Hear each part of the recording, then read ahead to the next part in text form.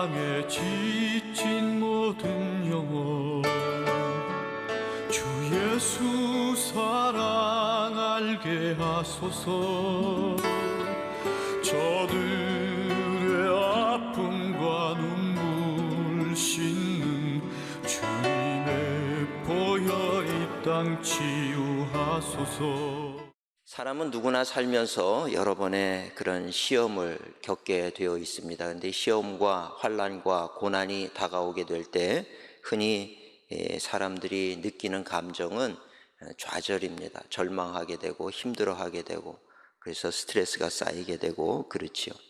근데 인생을 살다 보면 시험이 이렇게 한 번만 오느냐 하면 그렇지 않다는 거예요.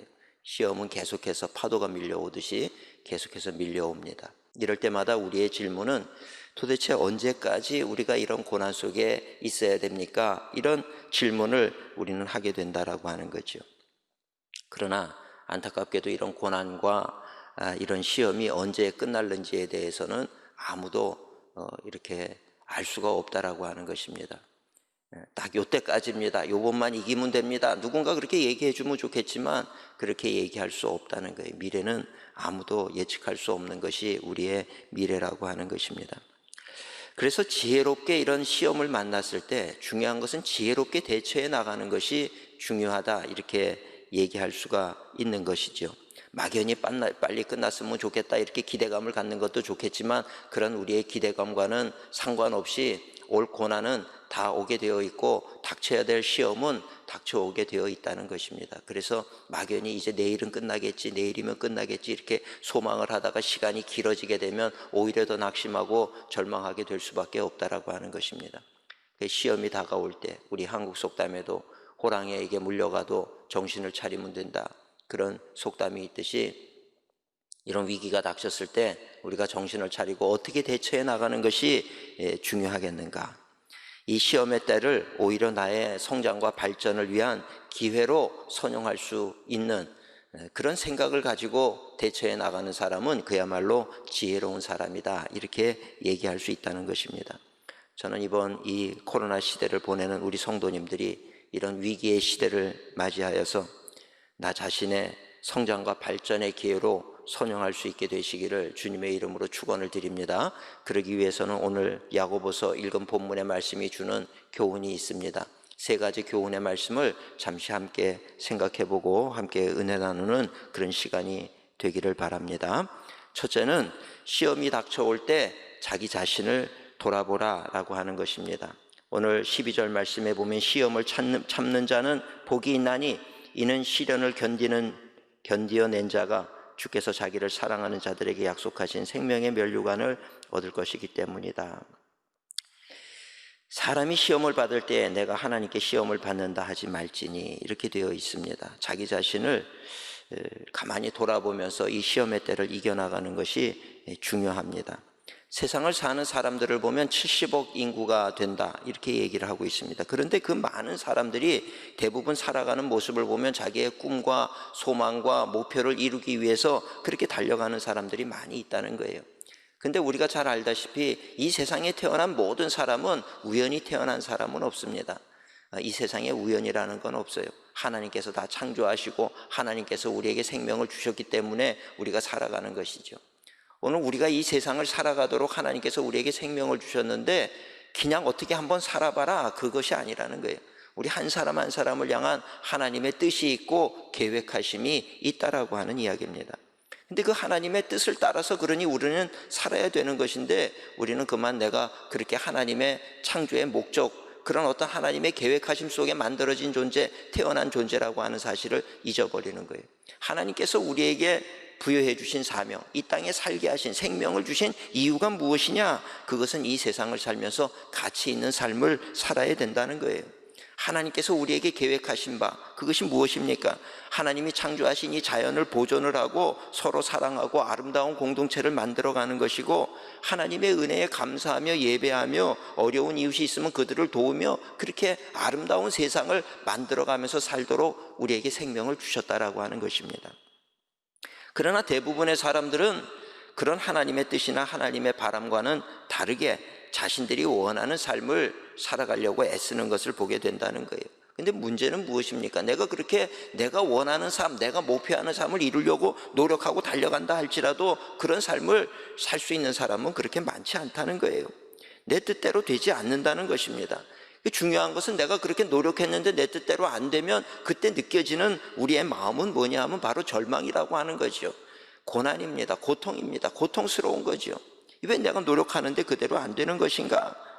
이런 고통은 사실 어떻게 보면 외부의 상황으로부터 오는 것이기도 하지만 더 중요한 것은 결국 내가 느끼는 감정이라고 하는 거예요. 어떤 상황에 대해서 내가 고통스러워하는 것은 나의 마음이라고 하는 것입니다. 이런 나이가 느끼는 감정이라고 하는 것도 가만히 보면 기준이 있다는 거예요. 기준. 이 기준을 넘어서게 되면 우리가 참지 못하고 절망하게 되고 고통스러워하고요. 그 기준에 못 미치게 될 때는 우리는 그것을 어느 정도 다 견뎌낼 수가 있게 되는 거죠. 근데 이 기준이라고 하는 것이 보통의 경우에 무엇이 기준이냐면 내가 계획한 그 목표를 이루었느냐 이루지 못하였느냐, 그것이 기준이 될 때가 얼마나 많은지 모른다라고 하는 것입니다. 그래서 결국 내 목표를 이루지 못했을 때는 내 기준에 의해서 어떻게 스스로 평가하냐면 실패했다. 나는 실패한 인생이다. 왜? 내가 계획하고 내가 목표한 대로 이루지 못했기 때문에.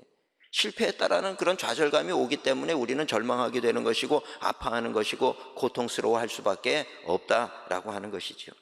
근데 만약 내가 내 삶의 기준을 이 내가 계획한 목표를 성취하는 것 여기에 두지 않고 그 목표를 향해서 달려가는 그 과정에 둔다라고 생각을 해보세요. 내 목표도 중요하지만 그 목표를 향해서 가는 이 과정이 사실은 우리의 인생이거든요. 목표가 이루어지는 것은 5년 뒤가 될지 10년 뒤가 될지 20년 뒤가 될지 30년 뒤가 될지 아무도 모른다라고 하는 것입니다. 그러면 내가 이 30년을 엉뚱하게 살다가 목표를 이루는 거 그게 무슨 의미가 있냐는 거죠. 어찌 보면 목표를 이루기 위해서 20년 30년 달려가는 그 과정이 결국은 내 인생이기 때문에 더 중요하다는 이야기입니다. 그래서 내 삶의 기준을 목표 성취해 두는 것이 아니라 그 목표를 향해서 달려가는 우리의 삶의 과정, 거기에 맞추고 살아간다라고 하면 우리는 우리 앞에 펼쳐지는 상황이 어떠하든지 그것으로 인해서 괴로워하거나 절망하거나 좌절하지 않을 수 있게 된다라고 하는 이야기입니다. 우리 사랑하는 성도님들, 우리 인생을 사는 목적을 내 어떤 목표에 두고 살아가는 것이 아니라 매 순간순간에 그 목표를 향해서 달려가는 이 과정에 두고 살아갈 수 있는 우리 성도님들이 되어야 될 줄로 믿습니다. 왜냐하면 그 일을 이루시는 분은 하나님이시기 때문에 그렇다는 거예요. 우리는 그분으로부터 부여해 주신 그런 우리가 감당해야 될 사명을 가진 청직이다. 결코 주인이 아니라 청직이라고 하는 그 인식을 우리는 늘 가지고 살아야 된다라고 하는 것입니다.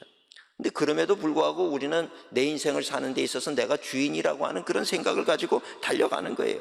어찌 보면 매우 위험한 삶을 살아가고 있다라고 하는 것입니다. 근데 그럼에도 불구하고 우리는 그것이 위험한 줄 모르고 달려가고 있다는 거예요. 브레이크 없는 자동차처럼 그저 그냥 내 목표를 향해서 내 욕망을 향해서 그렇게 달려가고 있는 거지요.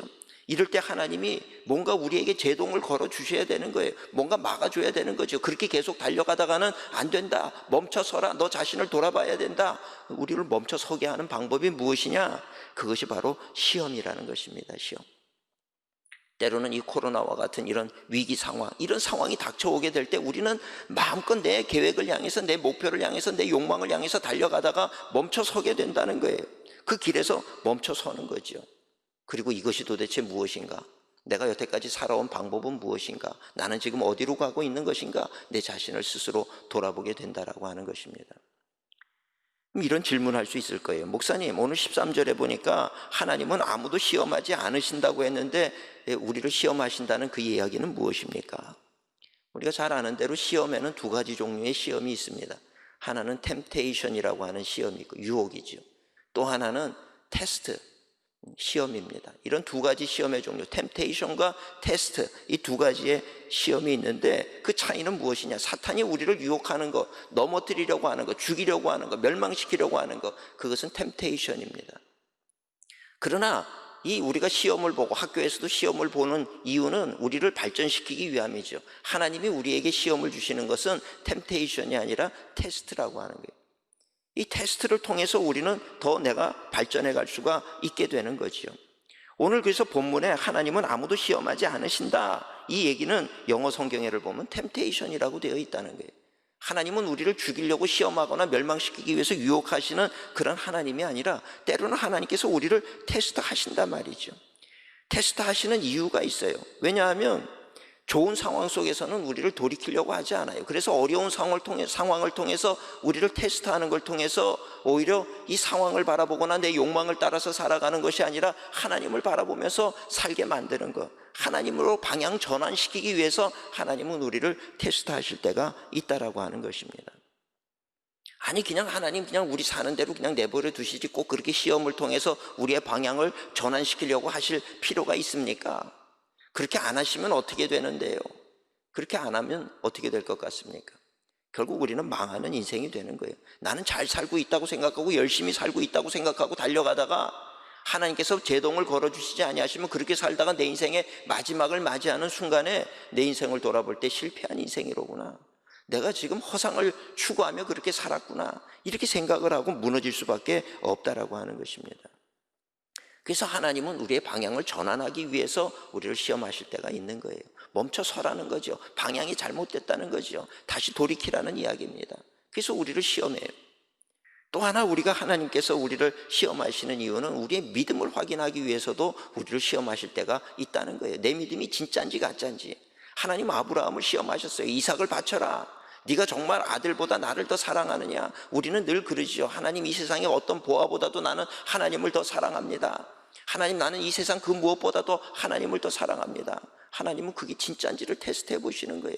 아브라함에게도 그것을 테스트해 보시는 거예요. 너가 정말 너의 인생의 모든 것을 주관하시는 이가 하나님이시라고 하는 것을 네가 믿느냐? 그렇다라고 하면 한번 이삭을 바쳐봐라. 테스트 하시는 거죠. 아니, 하나님 왜 이런 엉뚱한 테스트를 하십니까? 하나님 테스트 하시는 거예요. 여리고성 하나님께서 그냥 무너뜨리실 수도 있어요. 그런데 하나님은 여호수아에게 작전 명령을 내려주시는데 6일 동안 한 바퀴씩 돌고 마지막 날에는 7바퀴를 돌고 그 다음에는 소리를 외쳐라. 하나님 꼭 그렇게 하셔야 여리고성이 무너지겠습니까? 왜 이런 말도 안 되는 방법을 하라고 그러십니까? 이게 뭡니까? 우리 믿음에 대한 하나님의 테스트라는 거예요. 네가 정말 나의 이야기대로 하느냐 그렇지 못하느냐, 나의 이 하나님의 말씀이 천지를 창조하신 말씀이고 모든 것을 변화시키는 능력의 말씀이라고 하는 것을 네가 진짜 믿느냐. 그러니까 엉뚱한 방법을 통해서 돌아봐라. 소리를 질러봐라. 우리의 하나님 앞에 철저한 그 순종을 보시는 거지요. 그것이 우리의 진짜 믿음이라는 것입니다.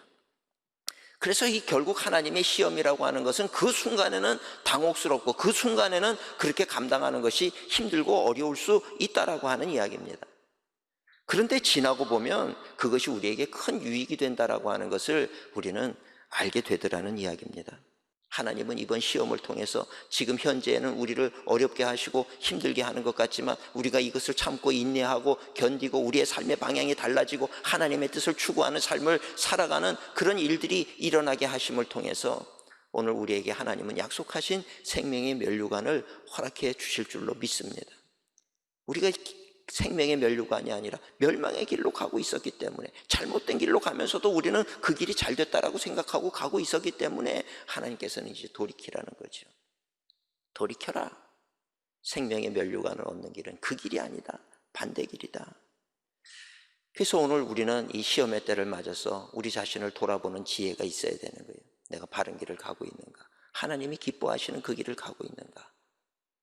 가던 길에서 멈춰서서 한 템포 우리가 다시 생각해 보는 거죠. 오늘 우리 사랑하는 성도님들은 이번 이 코로나를 통해서 우리 자신을 돌아보시고, 그리고 잘못된 것이 있다라고 하면 돌이키시고, 그래서 하나님의 영광을 위해서 하나님의 뜻을 쫓아 살아가는 우리 일상광림교회 성도님들이 되시기를 주님의 이름으로 축원을 드립니다. 두 번째로 이 시험의 때를 맞았을 때 우리에게 주시는 교훈은 듣기는 속히 하고 말하기는 더디하라 라고 하는 것입니다. 듣기는 속히 하고 말하기는 더디하라. 어떤 분이 이런 이야기를 해요. 왜 사람이 입은 하나고 귀는 둘인 줄 아느냐? 왜 입은 하나고 귀는 둘인 줄 아느냐? 그것은 말하는 것보다 듣는 것을 2배로 하라는 그런 의미가 있기 때문이다. 말은 한 번 하면 2번 들으라는 거예요. 참 일리가 있는 말씀이죠. 듣는 것은 우리가 아무리 들어도요 문제가 되지 않아요. 근데 말하는 것은 하면 할수록 문제가 된다라고 하는 것입니다. 그래서 지혜로운 사람은 말을 잘하는 사람이 아니라 잘 듣는 사람이 지혜로운 사람이라는 거예요. 특별히 우리가 잘 들어야 되는데, 잘 들어야 하는 그 말씀 가운데 제일 중요한 것은 세상의 이야기를 경청하는 것도 중요하지만 하나님의 말씀에 귀를 기울이는 자가 되라는 것입니다. 하나님의 말씀에 귀를 기울이는 거예요. 하나님, 나는 모릅니다. 나는 둔합니다. 가르쳐 주시옵소서. 말씀해 주시옵소서. 하나님의 말씀을 읽다가 우리가 하나님의 음성을 듣기도 하는 거예요. 기도를 하다가 하나님의 음성을 듣기도 하는 거예요. 우리가 간절히 사모하는 마음을 가지고 하나님, 나에게 말씀해 주시옵소서. 그럴 때 우리는 길을 가다가도 하나님의 음성을 듣게 되어진다라고 하는 것입니다. 세상의 이야기는 아무리 들어봐야 시간이 지나고 나면 틀린 이야기가 될 때가 많이 있죠. 그러나 하나님의 말씀은 지혜와 진리의 말씀입니다. 들으면 힘이 되는 거예요. 바르게 살 수 있어요. 영생을 얻게 하시는 그 말씀이라는 거죠. 결코 후회하지 않을 말씀이라는 것입니다. 우리 사랑하는 성도님들, 말하기는 더디하고 듣기를 속히 하는 우리 성도님들 되시되, 특별히 하나님의 음성에 귀를 기울이시는 우리 성도님들이 되시기를 주님의 이름으로 축원을 드립니다. 이런 위기 속에서 우리로 하여금 어떻게 살아야 된다, 이 말씀을 하나님께서 우리에게 해 주실 거예요. 깨닫게 하실 것입니다. 가정에 문제가 있는 분들, 자녀에게 문제가 있는 분들 기도하세요. 하나님, 말씀해 주시옵소서. 아이들에게 내가 얘기하고 타이르려고 그러면 상처만 받더라고요. 하나님, 저는 방법을 모르겠습니다. 깨닫게 해 주시옵소서. 사업을 하는 데 있어서도 하나님, 전 잘 모르겠어요. 지혜를 주시옵소서. 깨닫게 해 주시옵소서. 그럴 때 하나님께서 우리에게 지혜를 주시는 거예요. 말씀해 주세요. 그 하나님의 말씀을 따라, 하나님의 음성을 따라 살아가는, 그래서 위기를 이기시는 우리 성도님들 되시기를 주님의 이름으로 축원을 드립니다. 세 번째는 성내기를 더디해라 라고 하는 거예요. 오늘 19절에도 보면은 내 사랑하는 형제들아, 너희가 알지니 사람마다 듣기는 속히 하고 말하기는 더디하며 성내기도 더디하라. 위기가 오거나 힘든 일이 있으면 화부터 나는 게 일반적인 반응입니다. 짜증이 나는 거죠. 근데 화가 날 때 화를 참을 줄 안다라고 하는 거예요. 이런 사람을 우리는 성인군자라고 얘기를 해요. 화가 나는 상황에서 화 참는 게 그렇게 힘들다는 얘기죠. 화만 참아도 성인군자다. 우리가 이 화가 날 때 화를 제어한다라고 하는 게 참 보통 힘든 일이 아니라는 거예요. 무엇이 사람들로 하여금 이렇게 분노하게 만드는가? 조급함이 있어요. 내 욕심, 그저 뭔가 알 수 없는 스트레스, 이런 것들이 우리로 하여금 분노하게 만드는 요인들이라는 거죠. 근데 우리 성도님들 그거 아셔야 돼요. 이렇게 분을 내게 만들고 화를 내게 하는 거, 그 배후에는 그저 단순히 우리의 성정 때문만은 아니에요. 그 배후에서 역사하는 사탄의 공격이 있다라고 하는 것을 깨닫는 우리 성도님들 되시기를 주님의 이름으로 축원을 드립니다. 왜 사탄이 그럼 우리를 이렇게 분노하게 만들고 공격합니까? 그 이유는 단순해요. 죄를 짓게 만드는 거예요. 사고를 치게 만드는 거예요. 그리고 지나고 나면 후회하게 만드는 거예요. 그러나 지나고 나서 후회하는 게 무슨 소용이 있습니까? 이미 이 엎질러진 물일 뿐인 것이죠. 성경을 보시면 아담과 하와가 첫째 아들을 낳고 이름을 가인이라고 줬어요. 둘째 아들을 아벨이라고 줬고, 근데 하나님 앞에 제사를 드리는데 하나님이 가인의 제사는 받지 않고 아벨의 제사를 받으니까 이 가인이 분노해가지고 어떻게 합니까? 이 동생 아벨을 죽인단 말이에요. 그런데 그게 그렇게 죽일 일이냐 이 말이죠. 순간에 분노를 참지 못하는 거예요. 그것이 그렇게 분노할 일 아니잖아요. 근데 그렇게 분노하게 만들고 결국은 동생을 죽게 만든 그것이 그저 단순한 우리 인간의 성정 때문이라고 생각하시면 틀린 생각이라는 거예요. 사탄이 분노하도록 만드는 거죠. 공격하는 거예요. 그 순간, 내가 분노하는 순간 우리는 뭐가 되느냐? 사탄의 도구가 되는 것이에요. 사탄의 도구가 돼서 사는 거예요. 야곱과 형 에서의 이야기도 우리가 잘 알죠. 이삭이 쌍둥이를 낳았는데 첫째가 에서고 둘째가 야곱이란 말이에요. 근데 에서는 하나님의 나라에 관심이 없었던 사람이에요. 그저 사냥이나 하고 자기 좋을 대로 자기 멋대로 살았던 사람이 에서고, 야곱은 하나님의 나라에 대해서 갈망함이 있었던 사람이고. 근데 이 야곱이 너무 하나님의 나라에 대해서 갈망을 하다 보니까 장자한테 주어지는 축복기도 그거를 그렇게 받고 싶은 거예요. 그래서 자기가 형인 것처럼 속이고 들어가서 아버지의 축복기도를 받았단 말이에요. 그러니까 에서가 화가 나가지고 이 동생 야곱을 죽이겠다 분노하는 거예요. 죽이려고 그러니까 살기 위해서 야곱이 이 삼촌 라반이 있는 곳까지, 이 하란까지 도망을 치게 되는 거죠. 도망을 쳐요. 20년 동안 그 하란에서 머무는데 그 20년 동안에서는 이 동생을 향해서 분노하고 죽이려고 증오하고 그렇게 살았다는 것입니다. 근데 가만히 생각해 보세요. 이 아버지 이삭의 축복기도 그게 그렇게 중요합니까? 영적으로 깨달으면 그게 중요한 줄 알아요. 근데 에서는 영적인 사람이 애당초 아니었단 말이에요. 그게 에서에게 있어서는, 야곱에게 있어서는 정말 목숨을 걸고 받을 만큼 중요한 아버지의 축복기도였다라고 하면 에서한테는 받으나 안 받으나 상관이 없는 그 귀함을 알지 못하는 사람이 에서였다라고 하는 것입니다. 근데 그럼에도 불구하고 야곱을 죽이려고 했던 이유가 도대체 뭐냐고 하는 거죠. 그건 다름이 아니라는 거예요. 사탄의 충동질인 거예요. 분노하게 만드는 거예요. 사탄의 놀이개로 20년 동안을 살게 만들더라는 것입니다. 그래서 우리가 분노하는 것은 그 배후에 사탄의 역사가 있어요. 죄를 짓게 만드는 거예요. 후회하게 만들고 멸망하게 만들기 위해서 우리를 분노하게 만든다. 그래서 우리가 크리스찬으로 살아갈 때 중요한 것은 화를 억제하는 삶. 이것이 너무나도 중요한, 우리 영성 개발에 있어서 너무나도 중요한 부분이라고 하는 것입니다. 더 중요한 이유는요, 오늘 20절 말씀에 보면 답이 있어요. 20절 말씀에 뭐라 그러냐면 사람이 성내는 것이 하나님의 의를 이루지 못함이라. 하나님이 계획하신 일을 깨트려 버린다는 거예요. 하나님이 하시고자 하는 일을 가로막는 사탄의 최고의 방법은 무엇이냐? 그 일을 맡은 자로 하여금 분노하게 만들고 화를 내게 만들어서, 그래서 하나님의 의를 이루지 못하도록 만든다는 것이지요. 생각해 보세요. 하나님이 뭔가 아름다운 일을 계획하고 있어요. 그래서 그것을 이루어 가려고 그러는데 그 일을 책임 맡은 크리스찬 중에 누가 화를 내고 분을 내가지고 그 하나님이 만들어 놓으신 일을 다 망쳐버린다 그러면 그것이 우리가 하나님 앞에 얼마나 민망스러운 일이 되겠느냐라고 하는 거죠. 근데 안타까운 것은 오늘 우리가 살아가는 데 있어서 이런 일들이 비일비재하게 많이 일어나고 있다는 사실이라는 거예요.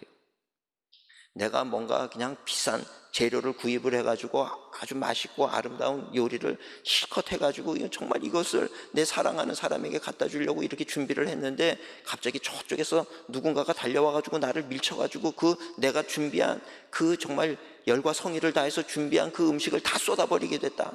우리가 그 사람을 얼마나 미워하고 원망하겠습니까? 내가 다 심혈을 기울여서 만든 이 작품이 한순간에 다 깨져버리는 거예요. 얼마나 속이 상하겠어요. 근데 이것이 바로 하나님과 우리의 모습이라는 거예요. 하나님께서는 뭔가를 잘 준비를 하셔가지고 그것을 이루려고 그러시는데 우리가 화내는 걸 통해 가지고 밀쳐버리고 하나님의 계획을 다 망가뜨려 버릴 수도 있다. 그것이 오늘 20절의 말씀입니다. 사람이 성내는 것이 하나님의 의를 이루지 못한다. 오늘 우리 사랑하는 성도님들, 세상은 위기 속에 점점 조급해져 가고 있어요. 점점 더 분노 사회로 그렇게 만들어져 가고 있습니다. 이럴 때 우리 크리스찬이 생각해야 할 것은 무엇일까? 이 코로나의 위기 속에서 우리 크리스찬이 다시 한번 생각해 봐야 될 것, 하나님이 뭔가를 이루고 계신다, 이 사실을 기억할 수 있는 우리 성도님들이 되어야 될 줄로 믿습니다. 그 과정에 있어서 우리가 성내는 것을 통해서 이 하나님의 의가 망가질 수도 있다, 이것을 우리는 생각해야 된다는 거예요. 때로는 정부에서 하는 이야기, 뉴스에서 흘러나오는 이야기를 들으면 분노가 생겨요. 왜 교회만 가지고 그럽니까? 분노가 생길 때도 있어요. 그러나 어찌 보면 우리가 분노하는 그것이 하나님의 의를 가로막는 일이 될 수도 있다라고 하는 것을 우리는 알아야 된다는 거예요. 오늘 우리 사랑하는 성도님들, 세상 역사를 주관하시는 분은 정부가 아닙니다. 위정자들이 아니에요. 살아계신 하나님이 역사를 주관하고 계신다는 이 사실을 우리는 기억해야 될 줄로 믿습니다. 그리고 이 코로나의 위기 속에서 하나님은 뭔가를 하고 계신다, 선한 일을 만들어가고 계신다. 그렇다고 하면 우리가 지금 해야 될 일은 그것이 무엇일지, 그것을 위해서 준비된 자로 우리가 살아가는 것이 중요하다는 거지요. 그래서 분을 내기보다는 하나님의 음성에 귀를 기울이고, 그리고 내 삶을 돌아보면서 내가 잘못된 길로 가고 있었다라고 하면 다시 돌이킬 수 있는 지혜로운, 그래서 하나님의 의를 이루어갈 수 있는 저와 우리 사랑하는 성도님들이 되시기를 주님의 이름으로 축원을 드립니다. 때로 누군가 미운 사람이 있어도 용서하시고 사랑하시고 더 넉넉한 마음을 가지고 우리가 그렇게 살아갈 때 세상은 우리 교회를 향해서 이 위기를 이겨나갈 때 이 교회를 바라보면서 희망을 얻을 수가 있을 것이고 소망을 얻게 될 것이고, 역시 교회가 세상에 빛이고 소금입니다. 하나님 앞에 영광 돌리는 그런 일들이 일어나게 될 줄로 믿습니다. 우리가 뭔가를 하려고 하기보다는 하나님의 음성에 귀를 기울이시고 하나님이 일하시는 것을 잘 하실 수 있도록 우리는 더욱더 순종하고 주님 앞에 기도하며 나아가는 우리 모든 한국교회 성도님들이 되시기를 주님의 이름으로 축원을 드립니다. 기도하시겠습니다.